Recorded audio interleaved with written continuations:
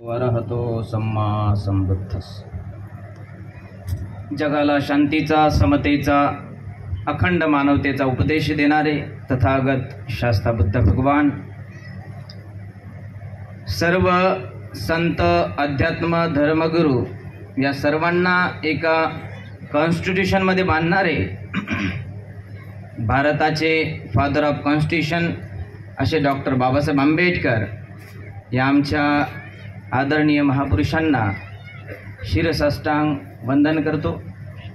आज या ठिकाणी आनंदगड निवासस्थानी जे भगवान बाबा यांच्या प्रमुख उपस्थितीमध्ये आपण जो सत्संग मित्र मेळावा ठेवलेला आहे, निश्चितच स्तुत्यास्पद आहे, अभिमानास्पद आहे आणि या आनंदगड या ठिकाणी येऊन निश्चितच मला एक आनंद प्राप्त झाला आहे।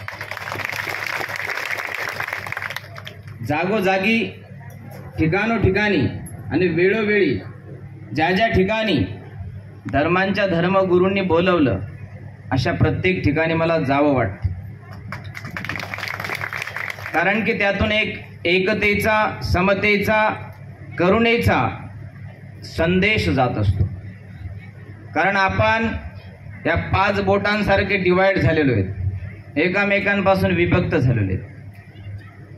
हे बोट म्हणतं की मी मोठा, हे म्हणतं मी मोठा, मधला म्हणतं मी सर्वात मोठा।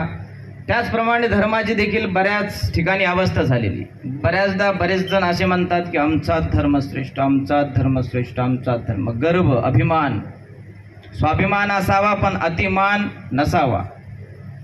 तसंच सर्वात श्रेष्ठ धर्म जर कोणता असेल भगवान बुद्धाच्या व्याख्येमध्ये, तर तो केवळ आणि केवळ म्हणजे मानव धर्म एक आहे। सर्व स्त्री पुरुष समान आहेत असं भगवान बुद्धाने त्या काळामध्ये म्हटलेले आणि आजही ते सत्यामध्ये उतरते।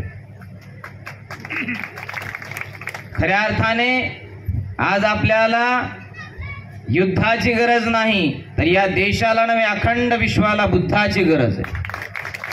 अखंड विश्वाला शांतीची गरज आहे, अखंड विश्वाला समतेची गरज आहे। शांती, अमन, नवचैतन्य, खरंच म्हटलं तर आनंदाची गरज आहे। ज्या ज्या लोकांनी किंवा ज्या ज्या देशांनी भगवान बुद्धाच्या विचारांना स्वीकारलं, त्या त्या सर्व देशाचं, देशवासियांचं, धर्माचं, धर्मगुरूंचं निश्चितच कल्याण झालेलं आपल्याला बघायला मिळते। असा भगवान बुद्धाचा उपदेश निश्चितच तुमच्या जीवनाला देखील एक आनंद देणारा ठरेल, म्हणून तुम्ही खऱ्या अर्थाने बुद्ध देखील वाचायला पाहिजे। नसतं तुम्ही लोक म्हणता, बरेच जण म्हणतात बुद्ध हा विष्णूचा अवतार होय, असं म्हणून चालणार नाही। बुद्धाने जे तुम्हाला शिकवले ते तुम्हाला आचरणात आणावं लागेल, तेव्हा खऱ्या अर्थाने आपण त्यांच्याप्रती योग्य सन्मान करतो असं योग्य होईल। आणि हे सगळं करताना धर्माच्या धर्मगुरूंना फार अडचणी येतात। ज्या देशामध्ये, ज्या राज्यामध्ये, ज्या जिल्ह्यामध्ये जर धर्मगुरू एकत्र नांदत असतील, तर खऱ्या अर्थाने त्या जिल्ह्याची प्रगती झाल्याशिवाय राहत नाही।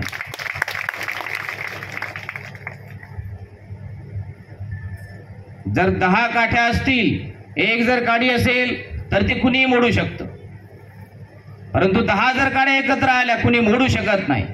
तसंच धर्मगुरू जर एकत्र आले तर कुणाची हिंमत होणार नाही की आपण त्यांच्यावरती, ते आपल्यावरती कधीही चढाई करणार नाही, किंबहुना कधीही कोणत्याही ठिकाणी वाद विवाद होणार नाही। म्हणून आपण खऱ्या अर्थाने एकत्र येण्याचा संकल्प केला पाहिजे। ज्या ठिकाणी एकता असेल, अखंडता असेल, त्या ठिकाणी खऱ्या अर्थाने शांतता नांदत असते। ज्या ठिकाणी शांती असेल, ज्या ठिकाणी संयम असेल, समता असेल, मानवता असेल, तर त्या ठिकाणी खऱ्या अर्थाने देवाचं निवासस्थान असतं असं भगवान बुद्ध म्हणतात।